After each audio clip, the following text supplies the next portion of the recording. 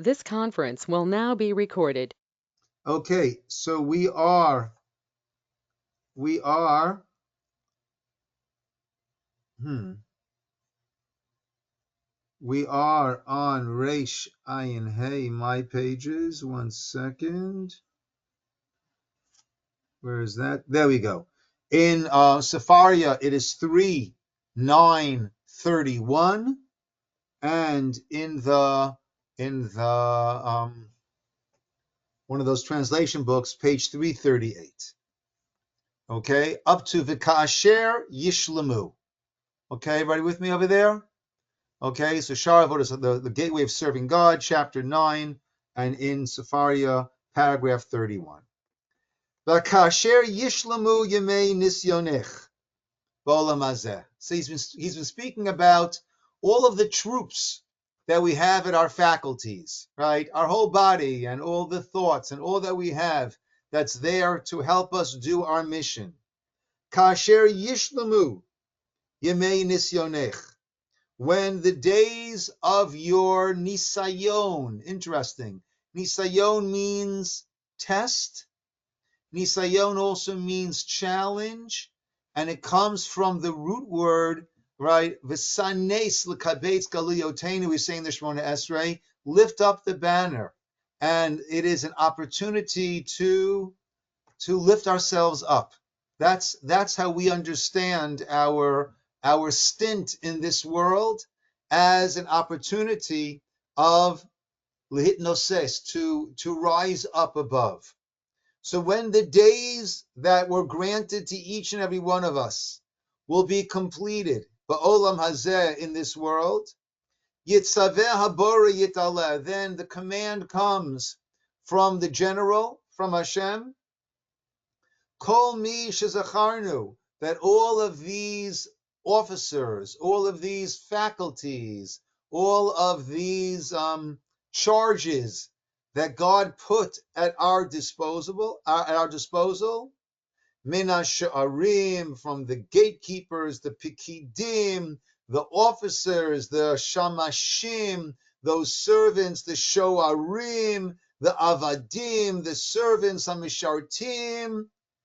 He tells all of them, lashuv me'alecha, leave that body. V'yinatku hakisharim, and then the kisharim, all of those connections that existed between the body and all of those faculties, v'amitsuim, and all of these intermediaries, all of these aspects, asher beinecha uvein gufcha, all of those that worked between you and your body, which is fascinating. Who are you? You are the person with all the feelings and all the wants and all the aspirations and all the accomplishments and all the stumbles. That's who you are. And right now, all of that is connected with these kasharim, with these connections to our physical body. And we can make the mistake to think, oh, this is who I am. This is what I am. But what I am is connected through all of these mediums to the physical body. We mentioned before, I read this book decades ago by a Dr. Moody called Life After Life. And he was a doctor who was not a religious practicing doctor. But through all of his experiences as a doctor dealing with patients who had what we call the near-death experiences, but actually it was a death experience. Patients who were clinically dead, and then they were revived, and their experiences, and he wrote a book about all of the commonalities that almost all of them shared. And this we have also in our traditions, in our teachings, in our Torah, that the person lifts off the body and observes the body from above, from beyond the body. And there are many cases where the person was clinically dead, someone walked in, did something, said something, person walked out, then the patient was revived, and they're able to recount exactly who walked in and what they said, but they weren't observing it from within, they were observing it from without, from above.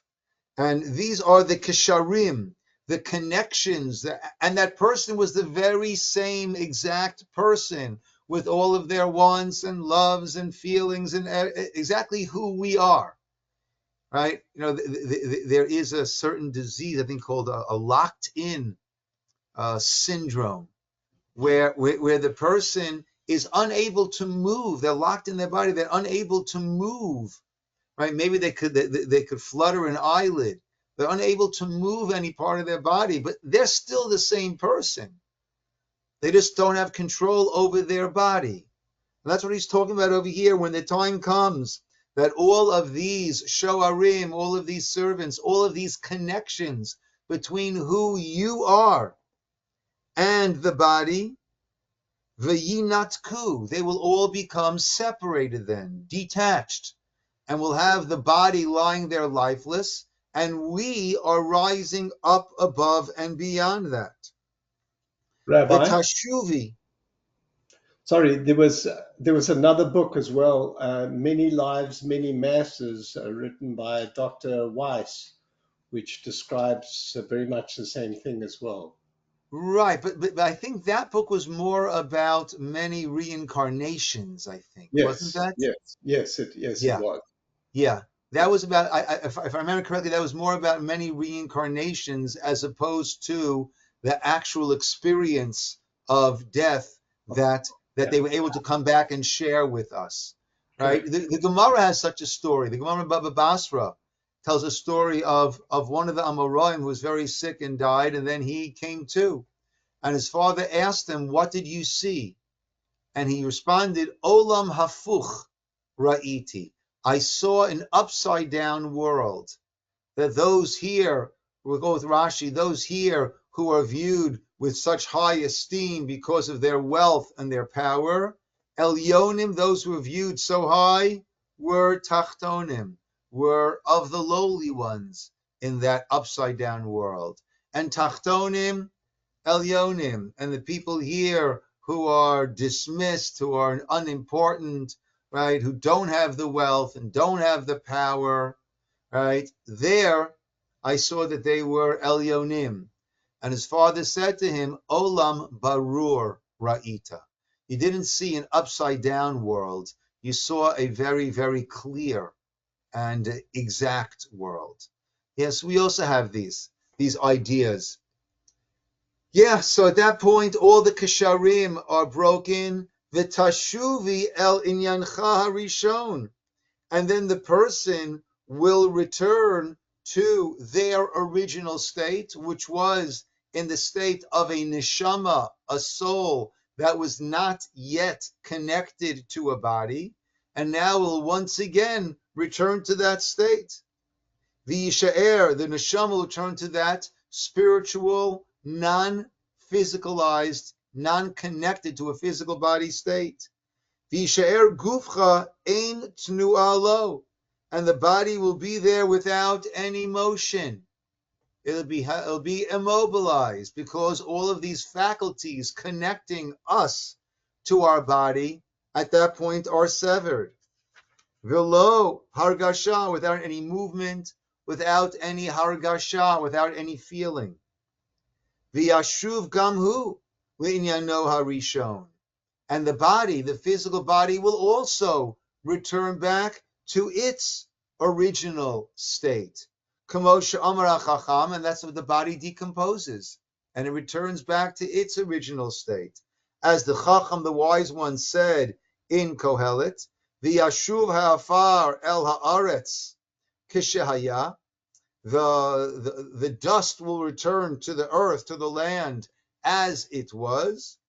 V'ruach tashuv el Elokim, and the spirit, that spiritual, the wind, the spirit, will return to Elokim, asher nitana, to the God who had given it, who had placed it inside that physical body.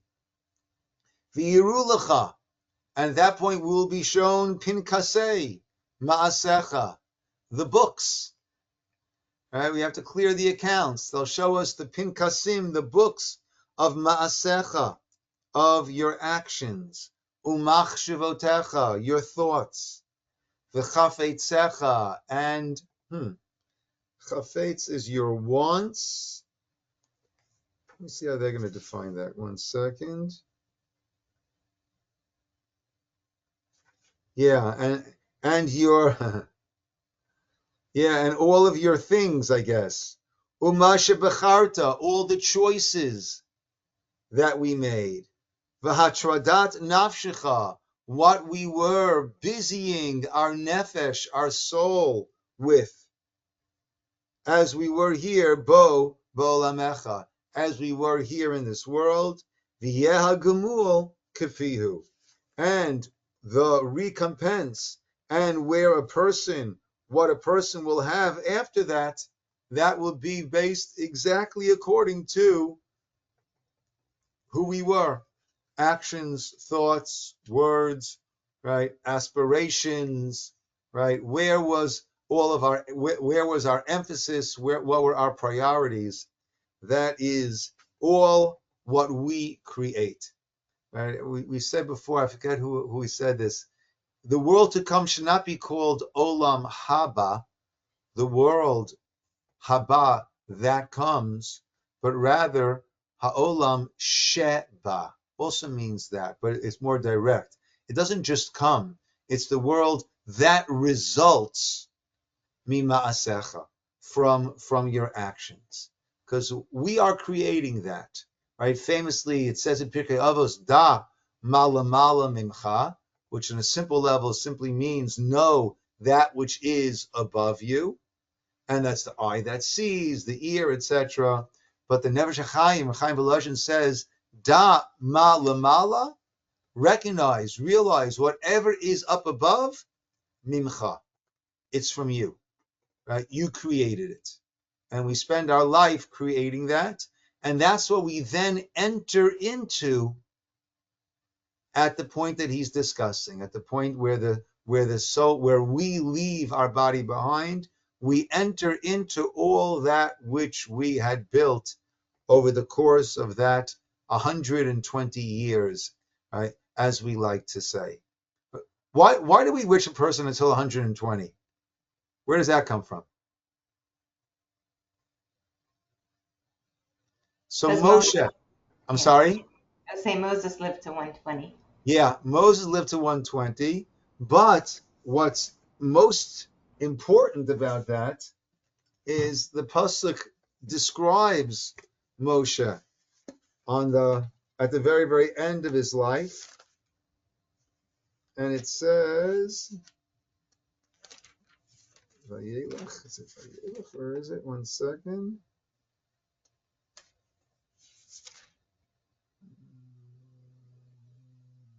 Yeah. And Moses, this is the very last chapter of Devarim, last chapter of Torah, chapter 34, verse 7. Moshe was 120 years bimoto, lo kahata eino, velo nas lecho. His eyes had not dimmed, his vigor had not diminished. So we say Admeya ve'esrim, we mean in a Moshe-like state, that you have that strength and vitality until the very end. My grandfather, Lava Shalom, who my oldest son Tzvi is named after, so my grandfather Harry Ciner, Lava Shalom, lived to age 95, and I think he died on either Tuesday night or a Wednesday night. And he had already that day he had bought the schnapps and the herring because he had a yurt site for his father on that Thursday. And he went to daven Mincha Mariv at the shul that night. And then on the way home, he had an aneurysm, and he passed away. But he was there till the last Mincha Mariv, and had prepared the little kiddush for the yurt site that he had coming up. Yeah. Ukvar hizhiracha al zeh v'hitra b'cha al yidei shluchav. And that's what we've already been warned. Hashem's already told us about this, about all that I've told you here, and al yidei shluchav, through God's different agents, uneviav, and his neviim, his prophets, the Torato hane'emana, and his trusted Torah. So he's already told us all this through his neviim and through the Torah. So who are the shluchav? What would you say? Who are the agents that he's told us all about this through? Right? What would you say? So it mentions the Nevi'im, the prophets, fair enough. We have books of Nevi'im. We have the Torah, Torah Ne'emanah, the trusted Torah. But it says all this, Hashem has sent us these messages, these warnings, through his messengers, his Nevi'im, and his Torah. So who are the messengers? If not the Nevi'im and the Torah? I'd say the messengers are each and every one of us, right? And all the experiences that we have in life, all the things that make us pause and think, maybe I could raise the bar, or maybe I need to change direction somewhat. We all have these events that come and situations that come at us and make us think. And those are all shluchav. Right, our belief is whatever comes our way, it comes our way for a reason.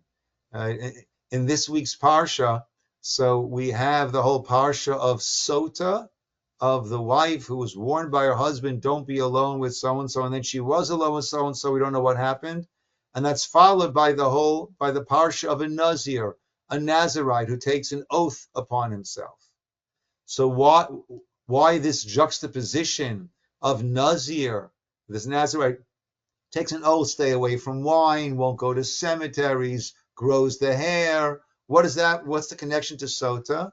So the Gemara says, Kol haroa Sota b'kul kula yazir atzma min hayayin. Anyone who sees a Sota in her disgrace, in her degradation, he should take an oath, I'm going to stay away from wine. Look what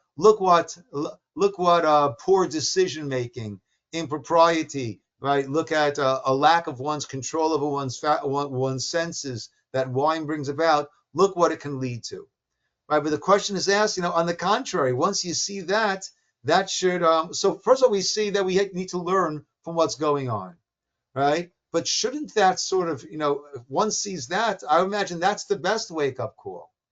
Right? But no matter what we see, and if we see a person who did a degraded act and suffered, nevertheless, all of a sudden that can make it a little bit less in our eyes. Everything that we see affects us, and we need to try to learn from everything we see and try to boost ourselves up, pick ourselves up.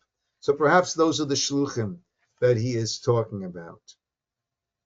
Kamosh Amar HaChacham, like the wise one, Shlomo Melech said in Mishlei, Hat aznecha, tilt your ear, vishama, and listen carefully. Divrei chachamim, the words of the wise who teach you my Torah, and accept that. V'libcha tashit lida'ati, and recognize, right, that put your heart to recognize that anything I send your way, it is there for your benefit. Sometimes it's a gift, it's a good thing. Sometimes it's a hardship. But why does it come? That we can use it to elevate ourselves, to purify ourselves, right, to go up to a higher level. Ki na'im, and then it will be good for you in the next stage, ki tishmereim bivitnecha, when you take these teachings and you put it into your belly, right? When you deal with it properly during our time here in this world. Halo katavti lecha shalishim. I've written it for you, right, in 3 places. That's Tanakh, Torah, Nevi'im, and Ketuvim. B'mo'atzot v'da'at, right? And they were said with reason, with understanding. Lo diacha koshet imre emet. To let you know what the truth is, right? Why did you come to this world? What are we meant to do here in this world? And that way, when we have to give our judgment after the 120, lashiv amarim, emet l'shalchecha, then we could give a response, a good, proper response, that we were sent here with a mission, and we have fulfilled that mission. We could say those amarim emet, that verification of that validation of our life, lisholchecha, to the one who sent you here, that we did what we were sent here to do. Hopefully, we could say mission accomplished. Right? That's the best thing. When I take time during my morning Amidah, and I dive in for each and every. I try to mention the name of each and every member of my family, all myself, my wife, and my children, and their spouses, and any of the grandchildren, all the grandchildren. And one of the things I say is that let them each accomplish whatever purpose it was that for which they were sent to this world, and to live a life that will be considered, that will be respected, be'enei Elokim va'adam, in the eyes of God and of society, of humankind. That's what we want to do. We want to be able to hashiv amarim emet, to give back a validation of emet l'sholchecha, to the one who sent us. Good. Perek Yud, chapter 10, which is a really, a chance to learn it earlier, to review it, a really beautiful, beautiful chapter and culmination of this parak. Amra nefesh. So the nefesh, right? This is all the nefesh and the seichel. The nefesh looking for guidance, and the seichel giving that guidance. But Tomar nefesh, the nefesh said, Hevanti et asher amarta. I understand what you. I'm sorry. Kvar havinoti mamarecha. I've understood your words. V'hikshavti, and I've listened. L'kol ma shezacharta, to all that which you mentioned. V'ani mitchanenet, and therefore I'm pleading with you. El kavodcha, I'm pleading you, my distinguished partner, right? My seichel. Shetivar li hamikomot asher eshtamesh bahem b'meshubach uv'meguna b'midoti. We have our positive midot and our negative midot, right? We have anger. We have many that we would say are negative midot, and of course many that are positive. He's going to go through all of these pairs of midot, the positive and the negative. So I would like you to explain to me hamikomot, the proper time, asher eshtamesh bahem, that I should use these different midot, both the b'meshubach, both the praised midot, uv'meguna, and also those that we try to quell, that we try not to use, brazenness, cowardice, right? All these midot, every single one of them has their place, b'midotai, amongst my midot. And that way I want to know, asher b'hishtamshi bahen sham, that when I properly use each of these, both what we call the positive and the negative midot, there's a time also for the negative midot. So that way when I use them, yishabchuni alehem, I will be praised for the manner in which I applied each of these midot, v'yodu, and they will thank that shimushi bahen, that I actually use them all in the proper time, in the proper place, in the proper way. Let's hear. Amar HaSeichel, the Seichel says, Midotecha Rabot. We have many, many different Midot. Just 1 second. 1, 2, 3, 4, 5, 6, 7, 8, 9, 10. That made sense. He's going to go through 10 different Midot that can go either way along the way. Let's hear.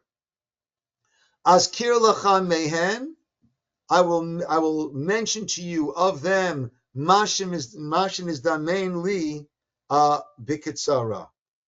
Right? I will mention to you, we'll go through that which comes up on my mind in a kitsara, in a short fashion, and you'll be able to then go further, go deeper, and know when and where to apply it. Vuhu. Shebemidotecha shtei midotein. Amongst your midot, there are two, a pair. What are they? Hasimcha, joy, happiness, ve'ha'evel, and sadness. So we would say, oh, ivdut Hashem b'simcha, serve Hashem with happiness. Happiness, good. Sadness, bad. Well, yes and no. They seem to be opposites. V'hein zo keneged zo, right? One works against the other. Two sides of the coin. V'ofanei hashimush b'simcha, the way that a person is supposed to use simcha. When am I supposed to feel that happiness? Kishetivdechi b'hana'a kayemet tamid, right? When tivdechi, you are assured, you are confident that the pleasure, that which is causing you to be happy, will be kayemet tamid. It's going to be an eternal happiness. It's going to be something, right? The Vilna Gaon writes, and we have quoted this often, so much of what we first laughed about, we later cry. What we first cried about, we later laugh.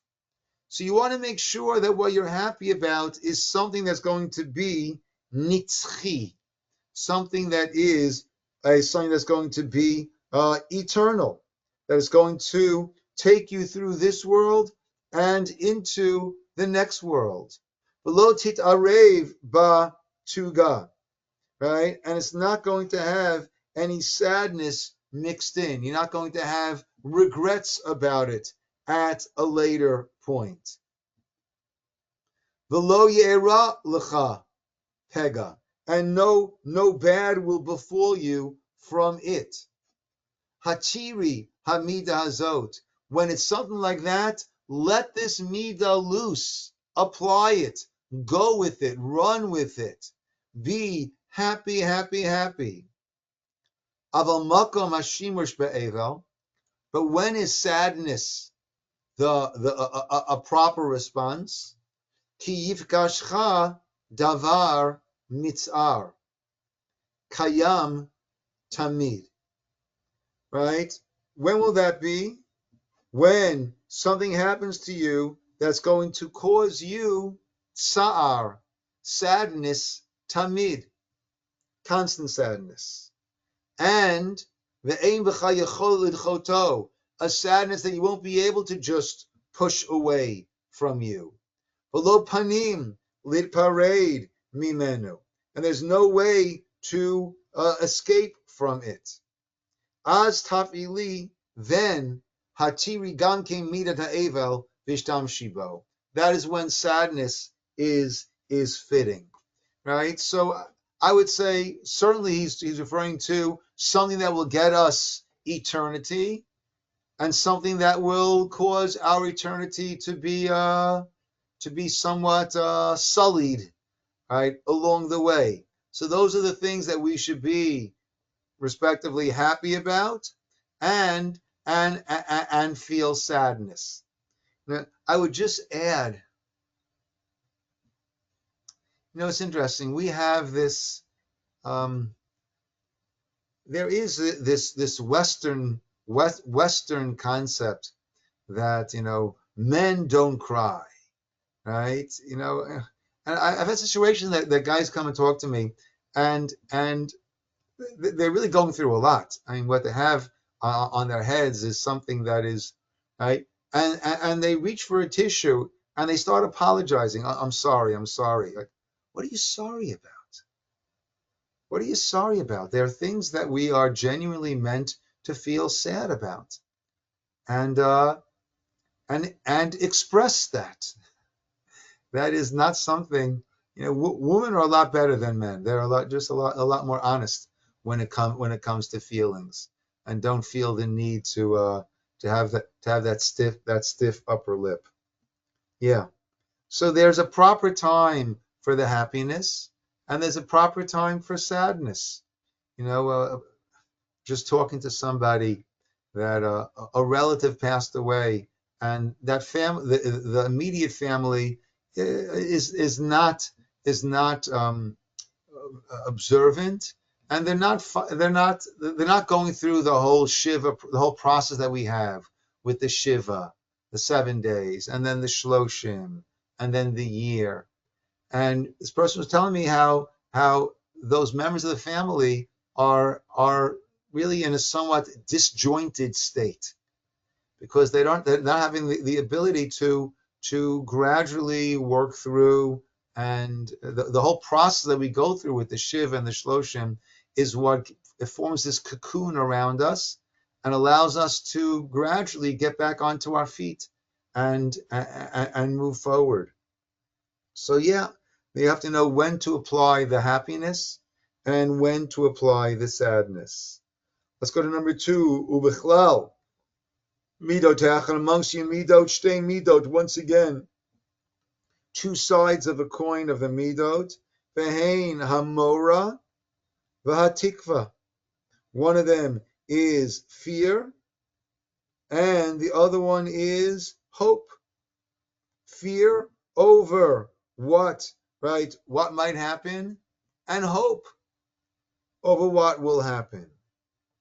Umakom hamora, and the place of this mora, of this fear, is b'inyan shemevi el anyan sheyitzarcha v'lo tiyeh lecha acharito tova. We should be afraid of those sort of things that come at us, that cause us tsar, and that's not going to have a positive outcome, a positive result from that. And you will not be able to push that off from you. But the place for tikva, hope, shetishtadli b'hakdamat hameviot hatova elecha, that a person should put their efforts into the things that will bring about good, umechayavot lecha haniimut, and that will bring about good pleasantness for you in a definite way, mibli monea shimana mehen, and there will not be anything that will be able to hold that back away from us, below davar sheyavdil beino v'nehen, and nothing will separate between you and them, and that is va'asot hamitzvot. If a person does the mitzvot, a person does what Hashem asked us to do, then we know that good will come from that. Now, we have an expression, a painful expression, no good deed goes unpunished. And very often we do something good, and it doesn't look all that good for us as a result of that.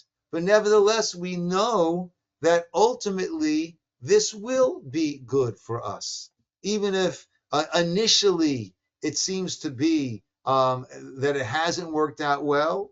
And now look what happened. I helped this person, and now look what happened, whatever it might be. But to recognize that when we do the things shetziva hakel la'asotan, that Hashem commanded us to do, then we know we have that tikva. we have that optimism, we have that hope and that confidence even that no bad is going to ultimately come from this. Now, we have to be careful with this, right? Meaning, sometimes it might look like it's a mitzvah. At first glance, it might look like a mitzvah, but it's not a mitzvah, right? The Ramchal speaks about this in Mesilas Yesharim, in the Path of the Just, right? One of the fast days that we have right after Rosh Hashanah is Tzom Gedalia, the fast day of Gedalia. Who was Gedalia? So after the destruction of the first temple, so then by the Babylonians, so they instated Gedalia ben Achikam as the Jewish governor over the remnant of the Jews that remained in Jerusalem. And along comes a fellow by the name of Yishmael ben Netanyah, a Jewish guy, who was put up to it by the neighboring, we know our neighbors in the Middle East, so we could well imagine. And they convinced him, bribed him, whatever it was, to go kill Gedalia. And the idea was that when the Babylonians will see that a Jew killed the Jewish person that he installed there, then he'll be furious and he'll chase out any of the remaining Jews in Jerusalem. So Yishmael comes to do that. And Gedalia was warned. Gedalia was warned, here comes Yishmael. He's coming to kill you. And Gedalia wrongly said, oh, it's Lashon Hara. You're speaking badly about someone. I can't accept it as true. Now that's correct. You can't accept something like that as truth, meaning, had he accepted it as truth and said, go out and kill Yishmael before he gets here, that would have been an Aveira. But to not take any precautions, that was also an Aveira that he did. So there he thought he was being so righteous and doing such a great thing, not accepting Lashon Hara. And it's true, you can't accept it as truth, but you do have to take precautions. So when Yishmael came, he should have had him frisked before he came in. He should have had his men around him. He should have waved from a distance, welcome, welcome, how can I help you? As opposed to going and giving him a hug and getting a knife into his back and getting killed. So we have to weigh when is something a mitzvah and when is something not a mitzvah, even though it might appear to be a mitzvah. So we always have to have that mishkal.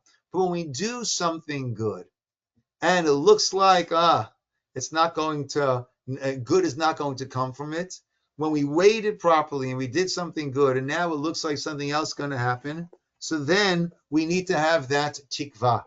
We need to have that hope and that confidence that every good thing that I've done has been set aside, right? And it cannot be taken away from me. The only way that it gets taken away from me is if I regret having done it. As long as I don't regret having done it, and that's the zel u'mat zeh, the balance that we have. Meaning, just like we have the concept of teshuvah, where I regret having done something bad, and therefore that gets cleansed, and it's as if you haven't done it. Well, there's that balance. If I regret having done something good, Hashem will say, okay, right? It's as if you haven't. But short of that, short of our regretting it, it can't be taken away. And all of that, we have that tikvah, that all the good things that have been done are there waiting for us for eternity. And the mora, the fear, would be when it comes to things that are not going to bode well for us when it comes to this eternity balance.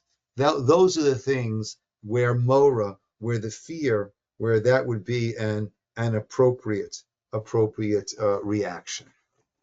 Okay, my friends, let's pause over here and tell me where we are in Sefaria.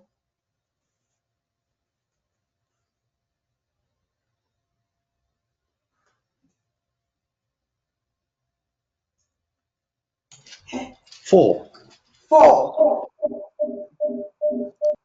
So 9, 10, 9, I'm sorry. 3, 10, 10, 4. 3, 10, 4. Good. And Robin, are you on Safari? Or you have your book? I was just listening to you. I wasn't following in any book. I was just listening Okay, to you. fair enough. Okay.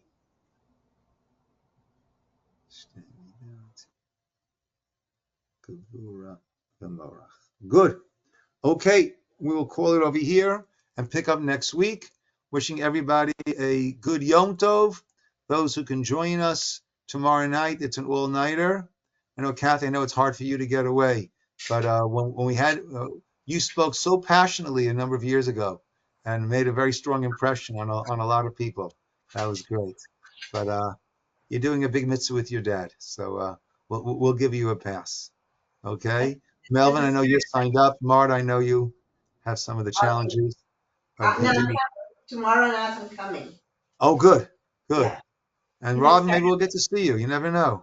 Is it start at like 10 something? As far Yeah, as the 10:15 or so. Yeah, okay, I'll see what I can do. Maybe for yeah. a couple hours. I don't know if I can make it because I have to work the We, next we, day. we, we don't go that late. We finish at 5 a.m. when we dive, and that's No big deal. good night, my friends, and a good Yom Tov, All everybody. right, good Thank night. you.